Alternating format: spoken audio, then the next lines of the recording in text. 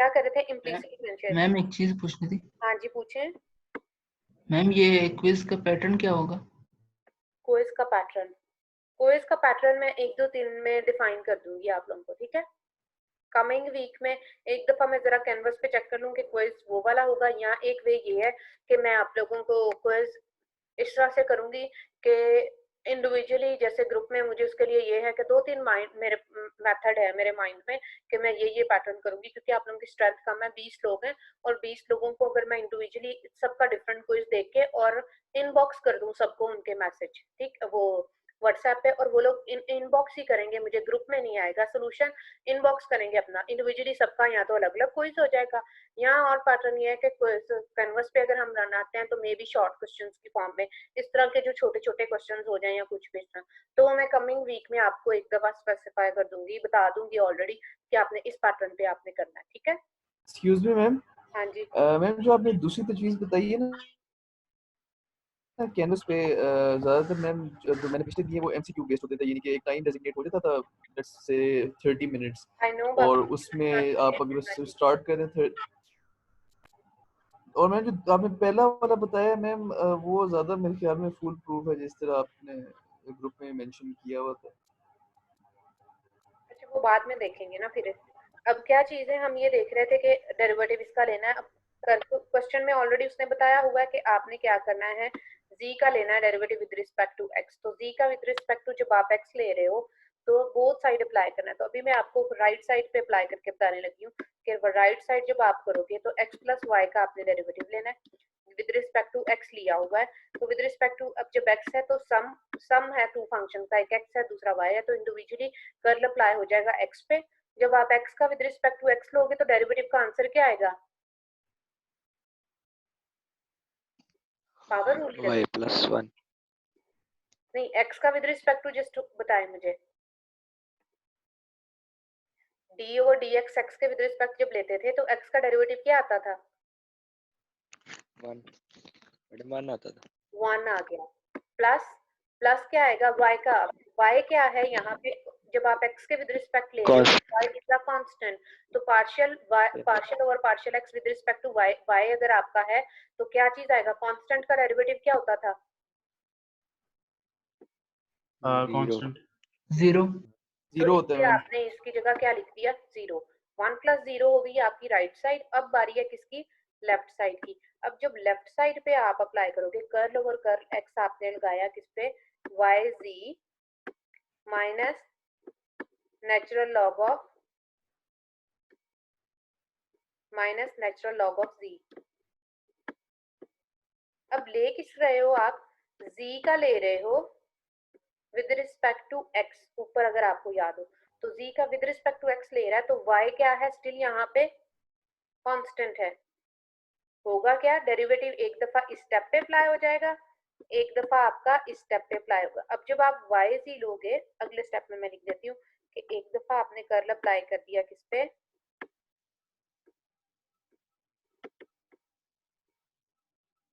एक minute, solution पे अगर चले जाए तो ये उसने करके बताया हुआ है कि सोल्यूशन, ये मैं जरा रेज करती हूँ ना ऑप्शन पे जाके,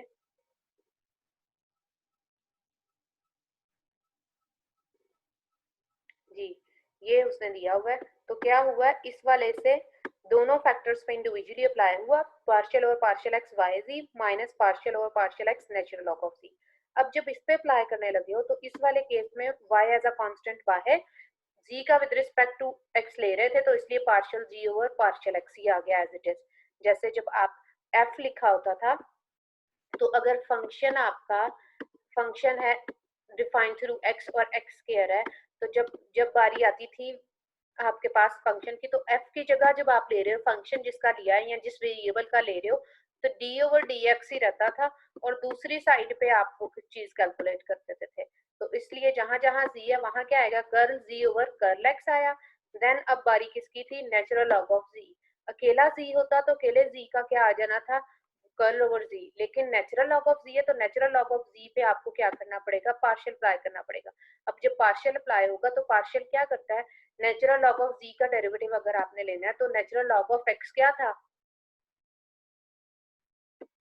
अगर इसको इस तरह से करो कि d over dx natural log of x लेते हो जब आप, तो ये आपने लिखा था कि इसका derivative natural log of x का होता है सिंपली 1/x।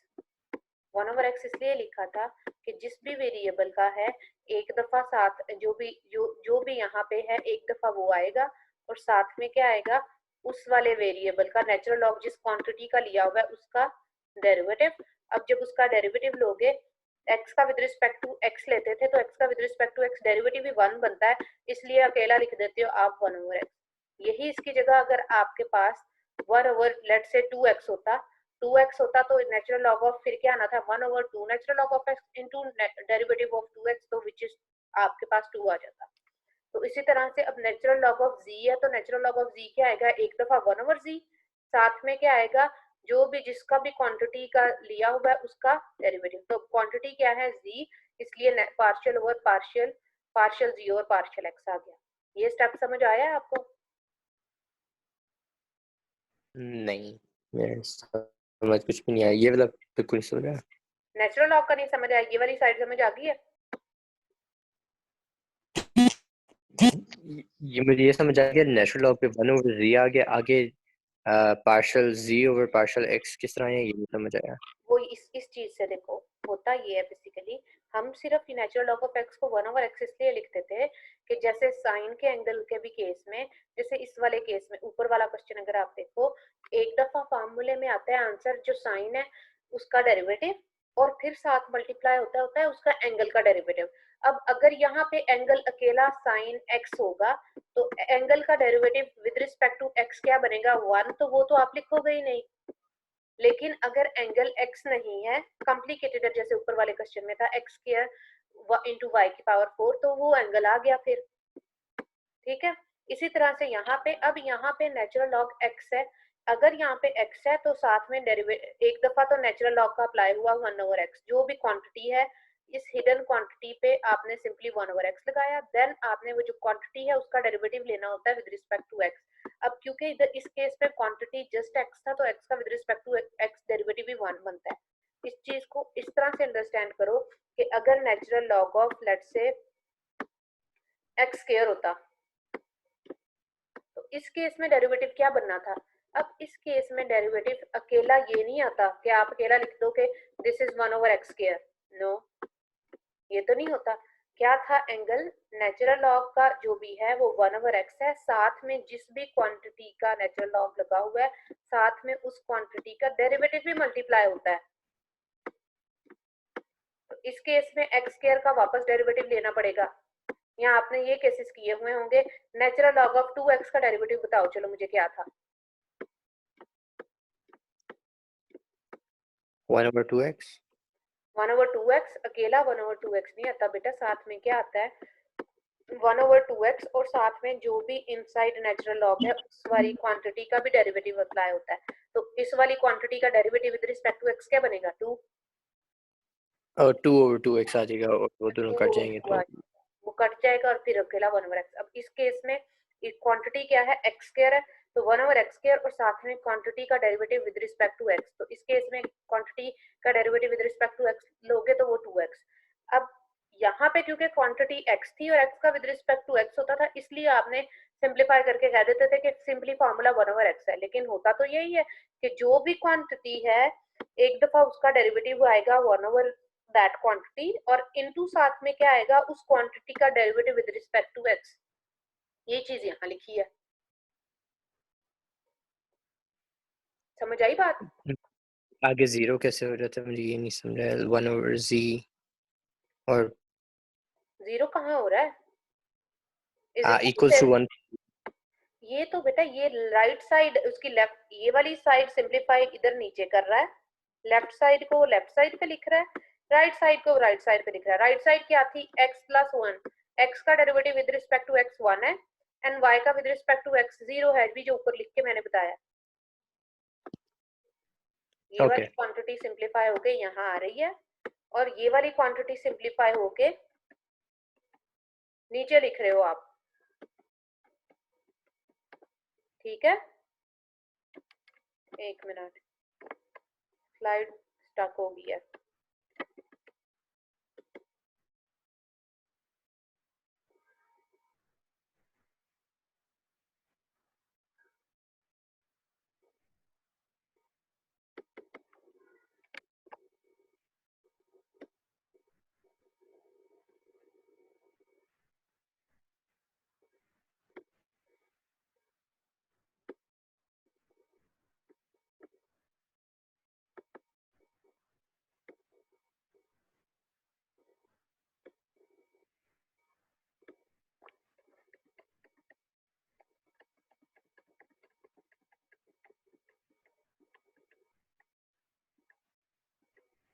यहाँ हम कर रहे थे, ठीक है। ओके जी, ये वाली साइड की क्वांटिटी सिंप्लीफाई, अभी ये वाली लॉजिक समझ आई है कि यहाँ पे पार्शियल जी और पार्शियल एक्स क्यों आया? यस, ये मुझे समझ। ओके जी, अब नेक्स्ट स्टेप में क्या था, करना क्या है, हमें पार्शियल जी ओवर पार्शियल एक्स कैलकुलेट करना है। इसलिए जिस जिस क्वांटिटी में पार्शियल जी ओवर पार्शियल एक्स है, उस वाली क्वांटिटी से वो क्या किया आपने, कॉमन ले लिया। जस्ट लेफ्ट हैंड साइड पे पड़ा हुआ था, राइट साइड कांस्टेंट आ गया।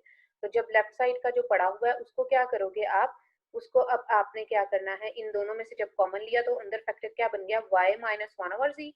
नेक्स्ट स्टेप में आप क्या कर लो, इसका एलसीएम ले लो, या इधर ही अगर आप ले लेते हो इसका एलसीएम, तो ये क्या चीज आ जाएगा, z y z minus 1 into ये क्वांटिटी पड़ी हुई है पार्शियल और पार्शियल जी और पार्शियल एक्स। तो हमें क्या चाहिए, जस्ट पार्शियल जी और पार्शियल एक्स। तो नेक्स्ट स्टेप में आप क्या करोगे, ये वाली क्वांटिटी उधर ले जाओ। अब जब उधर लेके जाओगे, जी नीचे डिवाइड हो रहा है, उस साइड आके ऊपर मल्टीप्लाई हो जाएगा, और ये जो फैक्टर है ये नीचे डिनोमिनेटर में चला जाएगा। Clear?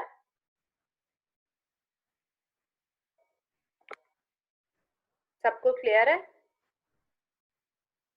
Yes madam. Yes ma'am. Okay जी, नेक्स्ट आ जाते हैं। अब ज्योमेट्रिकल मीनिंग से उसने पूछ लिया, the plane x is equal to 1 intersect the parabola.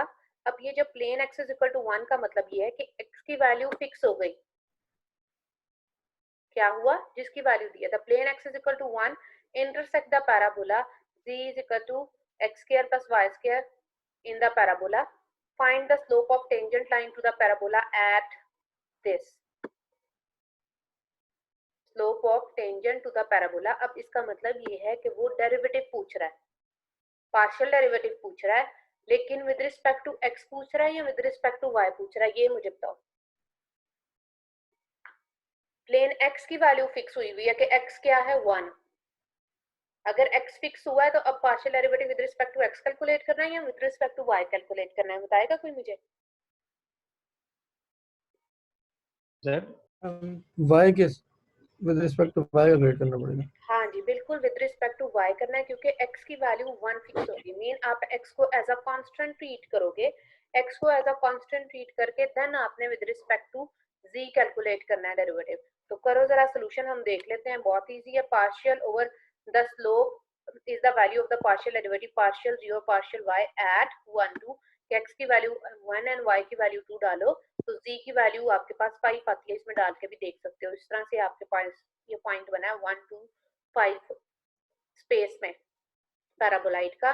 तो आपने करना क्या था, पार्शियल जी और पार्शियल y कैलकुलेट करना है एट पॉइंट 1 2। तो करोगे क्या कि x को एज अ कांस्टेंट ट्रीट किया, कांस्टेंट का डेरिवेटिव क्या आ जाता है, 0 0 वानिश हो गया। सिंपली किसका डेरिवेटिव आया, y स्क्वायर का, तो y स्क्वायर का डेरिवेटिव क्या आ गया, 2y, और 2y में देन y की वैल्यू डाली, y की वैल्यू 2 थी तो 2 × 2 4 आ गया। क्लियर? उसके बाद क्या चीज वो ये कह रहा है, as a check we can treat the parabola in the graph. ये चीज उसने कॉन्सेप्ट के लिए बताई हुई है, यहाँ पे इसको देख लो। ये था बेसिकली 3D, ये जो z is equal to x square plus y square paraboloid जो के अपवर्ड ओपन है। अपवर्ड ओपन पे आपने क्या किया, ये ब्लू प्लेन ले ली। ब्लू प्लेन क्या है, x की वैल्यू 1, जिसमें ये प्लेन पे x की वैल्यू 1 फिक्स हुई हुई है। अब जब फिक्स हो गई तो इस प्लेन का इस पैराबोलाइड के साथ इंटरसेक्शन क्या बनेगा, ये वाला एक पैराबोला। इंटरसेक्शन वो आता होता है पॉइंट, वो सेट ऑफ पॉइंट्स जो दोनों ऑब्जेक्ट्स पे लाई करें। किस किस पे, इस केस में एक तो ब्लू प्लेन पे लाई करने चाहिए और पैराबोलाइड पे लाई करना चाहिए। तो इन दोनों का इंटरसेक्शन, या रियल वर्ल्ड में जब आप देख रहे हो तो बेसिकली आपने स्लाइस लेना है। कहाँ से लेना है, जहाँ पे x की वैल्यू 1 है। तो क्या चीज आता है, स्लाइस लेने से आपके पास ये एक कर्व बचता है जो कि क्या है, पैराबोला है। और पैराबोला एट x की वैल्यू जब आप इसमें 1 डालोगे तो y की वैल्यू क्या देता है, आपको 2 देता है। तो इस पॉइंट 1 2 पे आपने क्या किया, टेंजेंट ड्रॉ कर लिया, जो कि जिस टेंजेंट की स्लोप क्या है, ये 4 आपने कैलकुलेट कर दिया। ठीक है, ये डायग्राम से कंफ्यूज नहीं होना कि ये हम कैसे बनाएंगे। वैसे तो ये बहुत ही इजी है। ये जो प्रीवियस वाले लेक्चर था लेवल कर्व वाला, तो लेवल कर्व वाले में पैराबोलाइड मैंने आपको बहुत डिटेल में कराया था कि z is equal to x square plus y square क्या है, पैराबोलाइड है। या generally z is equal to ax square plus by square क्या है, पैराबोलॉइड जो डाउनवर्ड भी ओपन हो सकता है और इस तरह से वेट कर सकता है। तो इस तरह का शेप तो अगर 3D भी बनाना पड़े तो इतना कोई मुश्किल नहीं है, लेकिन फिर भी इस केस में जब आपको वो स्लोप की बात करा तो उस टाइम पे आपको जस्ट इतना ही काम करके देना था, यहाँ तक का। जस्ट क्या है, स्टेटमेंट से ये चीज समझ आ जानी चाहिए आपको कि जब वो आपसे स्लोप ऑफ टेंजेंट पूछ रहा है, प्लेन उसने जब x की दी है तो इसका मतलब ये है कि y के विद रिस्पेक्ट डेरिवेटिव लेना है, और अगर वो y की वैल्यू फिक्स की होती तो अल्टरनेटिव वे में चलता। लेट्स से वो y इज इक्वल टू 2 पे पूछ लेता, तो y इज इक्वल टू 2 पे इसका मतलब ये था कि आप partial derivative with respect to x लोगे और देन आप उसमें फिर वैल्यू सब्स्टिट्यूट करोगे। Is that clear? कोई कंफ्यूजन है आप लोगों को या नहीं? हो गया क्लियर? नेक्स्ट स्लाइड पे चलें। नहीं मैम, मुझे काफ़ी कंफ्यूजन है। जी पूछें। पिछले वाले में भी कंफ्यूजन है और वहाँ से कंफ्यूजन चलती हुई आ रही है। इसमें हम इक्वल्स 1 है तो हम लोग कांस्टेंट x को ऐसे ट्रीट करेंगे, तो हमारे पास x स्क्वायर इज 1, इसके ऊपर अगर हम डिफरेंशियल अप्लाई करते हैं तो इट विल बी 0 और y square will be 2y। तो देखो दिस इज वेरी वैल्यू उसने फिक्स की हुई है। अगर हम सब्स्टिट्यूट वाले पैटर्न से करें, जैसे अब्दुल्ला ने कहा था कि मैम हम सब्स्टिट्यूट भी तो कर सकते थे ना, ये बन गया x की वैल्यू उसने बताई है कि x की वैल्यू 1 पे आपने टेंजेंट लेना है, इसका मतलब x की वैल्यू फिक्स हुई हुई है, ये फंक्शन बन गया। अब ये क्या है फंक्शन? सिंपली वही है आपका जो आपका f(x) होता था, सिंपली नाम चेंज है, ये z है और ये y है। क्या इसका डेरिवेटिव नहीं लेना आता? ये उसने यही करके आपको नीचे बताया कि एग्जैक्ट वही चीज है ये, कि जब आप इसका विद रिस्पेक्ट टू अब x y लोगे तो dz ओवर dy किसके इक्वल आएगा? 1 का डेरिवेटिव 0 एंड 2y स्क्वायर का डेरिवेटिव क्या आएगा? 2y, और 2y में जब आप फिर y की वैल्यू डालोगे तो आंसर 4। बेसिकली अगर आप स्टार्टिंग में ही वैल्यू जो फिक्स वैल्यू है x की वैल्यू उसने बताई हुई है कि फिक्स पुट कर दोगे तो जो आपका z फंक्शन था 2 वेरिएबल्स में, अब फंक्शन क्या बन गया? 1 वेरिएबल नहीं बन गया। z is a function in just y। So basically जब आप जिस वेरिएबल को कांस्टेंट रख रहे होते हैं वो यही कर रहे होते हैं, तो आपने उसको as a 1 variable function consider कर लिया या 1 वेरिएबल फंक्शन बना लिया। अब पूछो क्या पूछ रहे थे? बहुत बहुत सिंपल सा है। तो मुझे ये नहीं समझ आ रहा कि जो हाई वैल्यू है की वो हम लोग कहाँ पे प्लेस करते हैं, क्योंकि at the end of the day हमारे पास वैल्यू तो तीनों की गिवन है 1 2 और 5। The tangent to the case में 2 ले रहे हैं। इस केस में आपके पास जब आपने डेरिवेटिव लिया जस्ट टर्म y बची है, ठीक है? तो जो y वैल्यू इस वाले कोऑर्डिनेट में, फर्स्ट कोऑर्डिनेट हमेशा x का होगा, दूसरा वाला y का होगा और तीसरा वाला z का। तो अगर y बचा है तो दूसरे वाले की वैल्यू पुट हो जाएगी, अगर x बचा होता तो 1 पुट हो जाता, और अगर इक्वेशन में z आया होता तो हम 5 पुट करते। ये कंफ्यूजन है। ओके यस ओके जी, ऊपर देख लो वापस, ऊपर वाला जैसे क्वेश्चन था, लेट्स से अगर हम इधर स्पेसिफाई करें, जैसे ये क्वेश्चन है ना एग्जांपल नंबर 3, एग्जांपल नंबर 3 के केस में आप देखो कि आपने पार्शियल डेरिवेटिव x लिया है और आंसर में x भी पड़ा हुआ है और y भी पड़ा हुआ है, दोनों पड़े हुए हैं ना। तो अगर लेट्स से आपको उसने दिया होता 1 2 पे कैलकुलेट करो, 1 2 पे कैलकुलेट करो, तो जहां पे x होता वहां पे आप 1 डालते, जहां पे y होता वहां पे आप 2 डाल देते। ठीक है, बात से क्लियर है बात? Yes ma'am.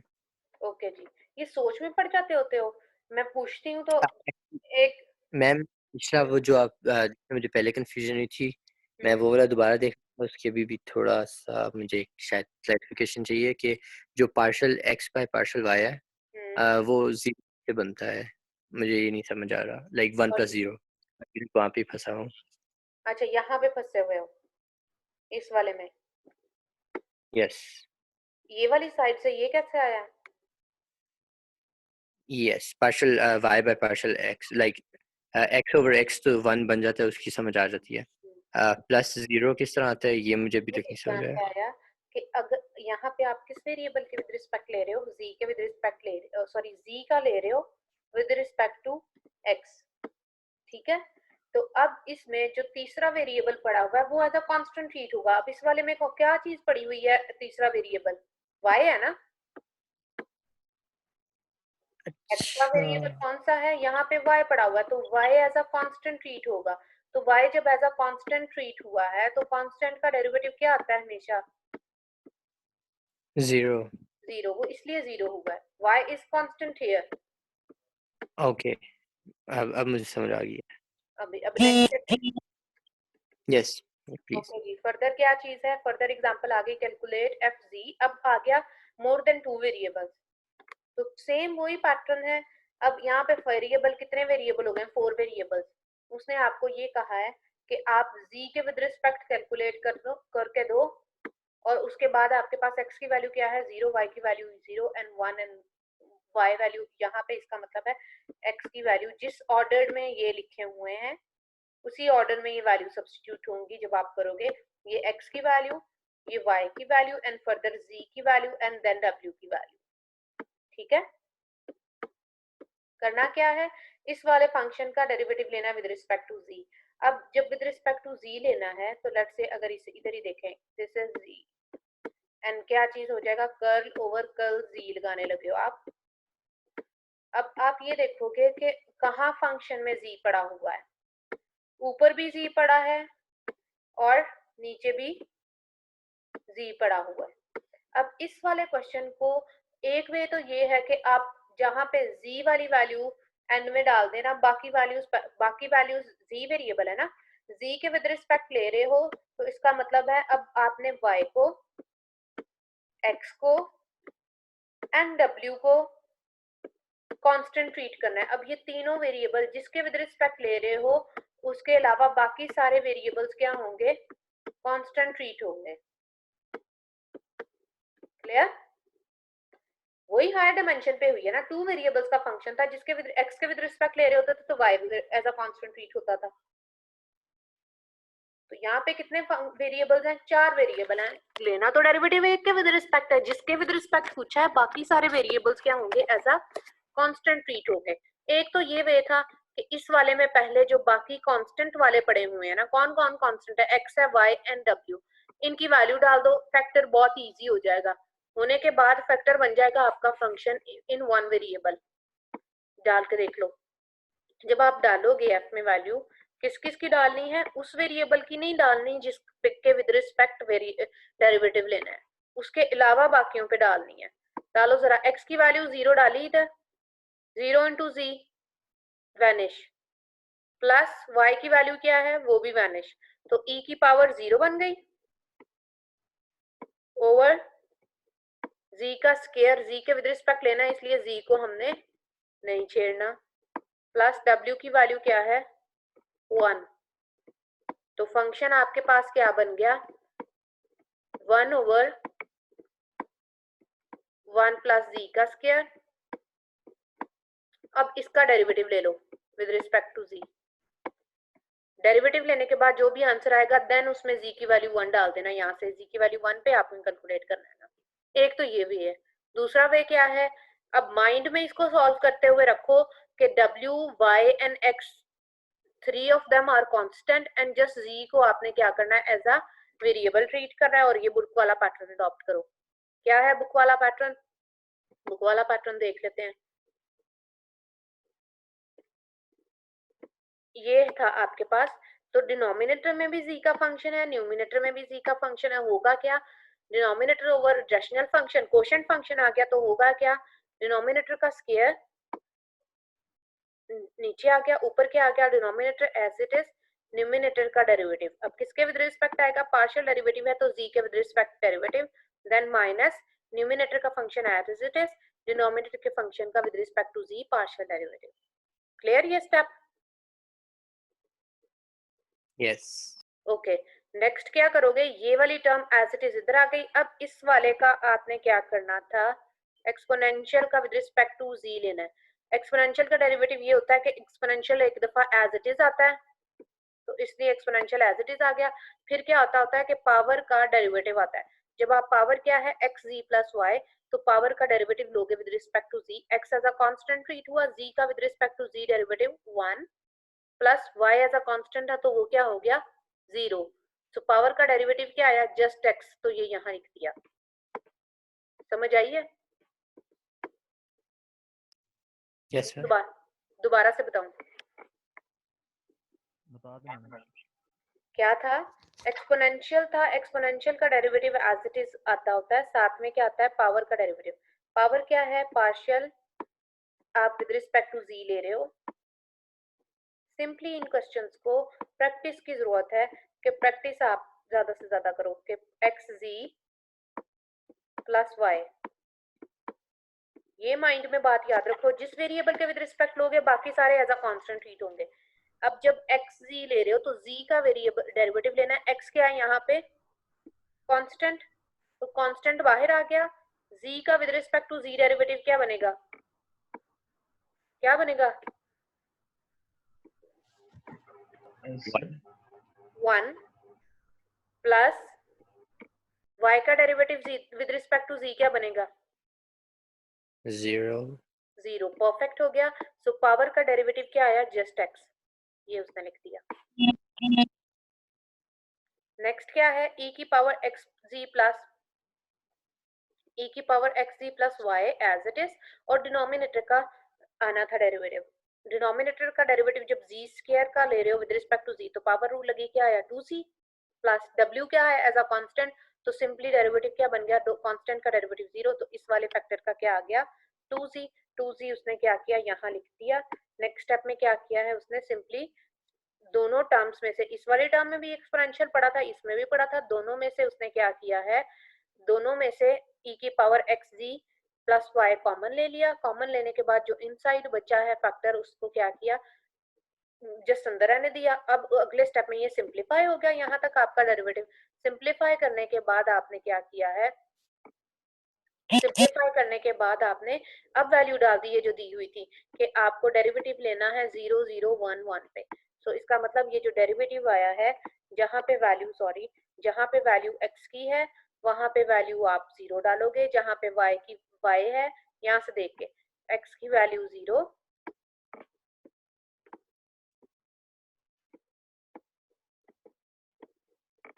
x की वैल्यू क्या चीज आ गई? 0। y की वैल्यू जिस ऑर्डर पेयर की शेप में उधर ऊपर लिखे हुए एग्जैक्ट वही शेप आएगी।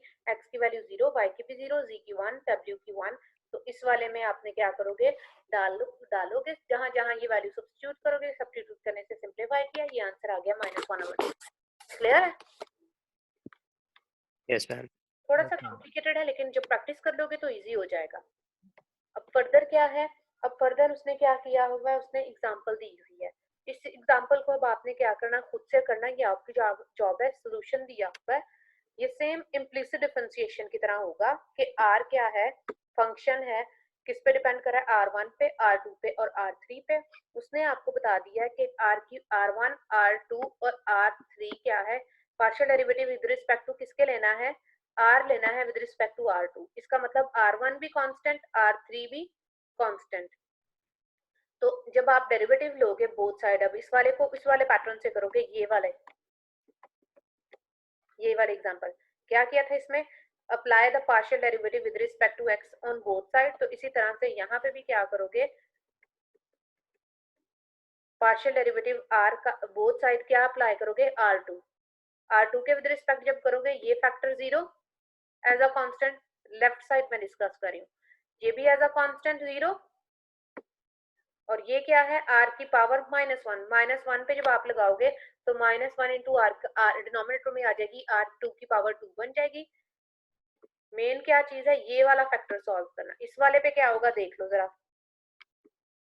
इस वाले पे जब आप इसको हम लिख नहीं सकते r की पावर -1, पावर रूल लगेगा, क्या आएगा? -1 इंटू r की पावर रूल के अकॉर्डिंग एक और माइनस हुई तो क्या बन गई? -2 जो कि डिनोमिनेटर में आ गई। देन ये फैक्टर वापस मल्टीप्लाई होगा। क्यों? क्योंकि क्या था? r का विद रिस्पेक्ट टू r2, अगर तो जस्ट यहाँ पे r2 होता तो ये 1 बन जाता, लेकिन जैसे ऊपर वाले केस में हमारे पास आया था partial z over partial x यहाँ पे आया था, क्योंकि ये 1 नहीं बन रहा तो इसलिए हमने यहाँ पे partial z over partial x लगाया था। इसी तरह से सेम पैटर्न पे नेक्स्ट वाले में हमने क्या किया? यहाँ पे पार्शियल r का विद रिस्पेक्ट टू r2 लेके साथ में पार्शियल ओवर पार्शियल r2 लगा दिया। ये और ये एज अ कांस्टेंट 0 हो गए थे, इसका डेरिवेटिव ये बन गया। और करने के बाद हमें क्या चाहिए? Partial r over r2। तो हमने क्या किया? यहाँ से r2 इधर ले आए। इधर लाने के बाद फर्दर स्टेप में वो क्या करेगा? r ओवर r स्क्वायर आ गया। अब r ओवर r स्क्वायर में वो क्या करेगा, ये आप डेरिवेटिव कैलकुलेट कर चुके हो। कैलकुलेट करने के बाद अब इसमें आपको वैल्यू किसकी चाहिए, r की वैल्यू एक्स्ट्रा चाहिए थी, क्योंकि r1 r2 और r3 की ऑलरेडी दी हुई है। डेरिवेटिव में आपका r इन्वॉल्व हो गया था, उसकी आपके पास नहीं थी, तो उसने क्या किया, r की वैल्यू जो फंक्शन ऑलरेडी ऊपर इक्वेशन गिवन है उसमें डाली। तीनों की वैल्यू r1 r2 और r3 की डालने से आपके पास 1 over r equal to 1 over 15 बना। यहाँ से रिवर्स करने से r की वैल्यू 15 आ गई। 15 वैल्यू को अब इस क्वेश्चन में सब्स्टिट्यूट किया, और क्या था इस डेरिवेटिव में r2 था, r2 की वैल्यू 45 दी हुई है, वैल्यू सब्स्टिट्यूट करके आपने आंसर निकाल दिया। क्लियर है?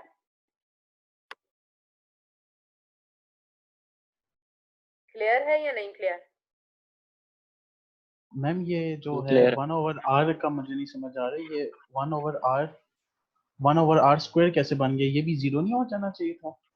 1 ओवर r क्या है, 1 r का डेरिवेटिव ले रहे हो विद रिस्पेक्ट टू r2, तो जिस वेरिएबल का ले रहे हो विद रिस्पेक्ट टू r2 वो तो नहीं ना ऐसा जीरो कांस्टेंट कंसीडर होगा।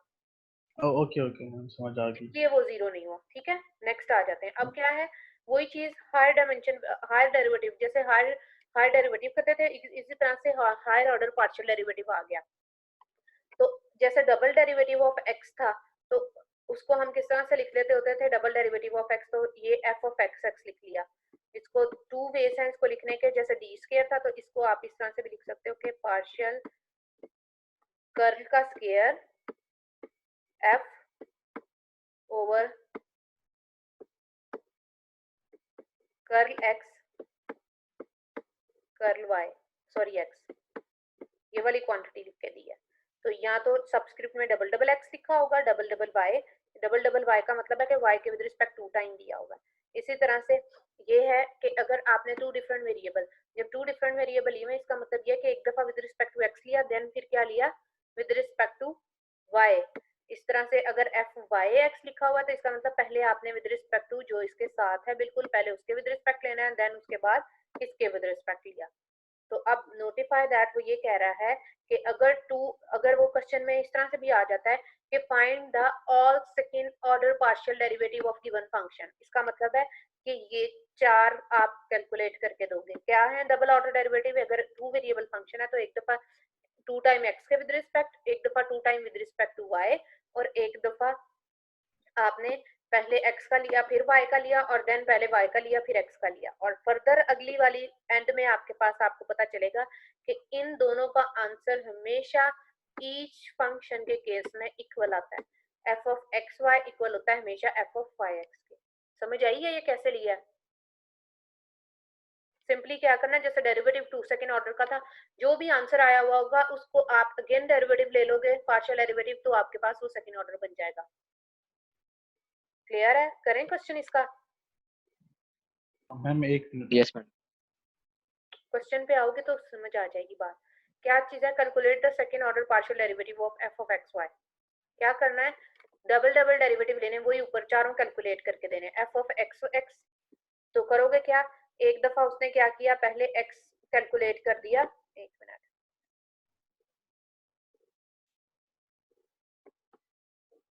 एक दफा आपने क्या किया, फिर पहले विद रिस्पेक्ट टू करोगे क्या, एक दफा with respect to x calculate कर लिया, एक दफा with respect to y calculate कर लिया।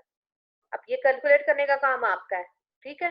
कैलकुलेट करने के बाद क्या किया, जो ये कैलकुलेट किया हुआ था उसका again F of x x अगर कैलकुलेट करना है तो क्या होगा, जो एफ एक्स ऑलरेडी किया हुआ है उसी पे आपने पार्शियल अप्लाई करना है। तो ये ऑलरेडी कैलकुलेट किया हुआ था, तो इस पे आपने क्या किया, पार्शियल अप्लाई किया। करो जरा इस पे पार्शियल अप्लाई, तो 3x स्क्वायर का विद रिस्पेक्ट टू x ले रहे हो तो क्या आएगा, 3 एज अ कांस्टेंट बाहर, x स्क्वायर का डेरिवेटिव 2x, तो 2 into 3 6x हो गया, plus y square as a constant बाहर, और e की पावर x का विद रिस्पेक्ट टू x लिया तो एक्सपोनेंशियल का एज इट इज होता है। ये आ गया double derivative with respect to x। ठीक है, Yes, ma'am. Yes ma'am. Okay जी। अब y ऑलरेडी एक कैलकुलेट किया हुआ था, उसके बाद दोबारा से इसी का डेरिवेटिव ले लिया विद रिस्पेक्ट टू y, होगा क्या, e की पावर x और 2, क्योंकि y के विद रिस्पेक्ट ले रहे हैं एज अ कांस्टेंट, दोनों क्वांटिटीज बाहर, सिंपली y का विद रिस्पेक्ट टू y लेना था तो y का विद रिस्पेक्ट टू y 1 आया, तो 1 into 2 की पावर ex ही आ गया। क्लियर? Yes ma'am. ओके जी, अब अगला स्टेप क्या है, ये सबस्क्रिप्ट में मैंने बताया जो y के साथ पहले लिखा है, इसका मतलब पहले आपने विद रिस्पेक्ट टू x लेना है, देन आपने क्या लेना है, विद रिस्पेक्ट टू y लेना है। तो विद रिस्पेक्ट टू x ये ऊपर कैलकुलेट किया हुआ है, इसी को आप में अब इस अगला स्टेप क्या है कि आप इस पे क्या लगाए कर, इस पे अप्लाई कर दो कर्ल ओवर कर्ल y।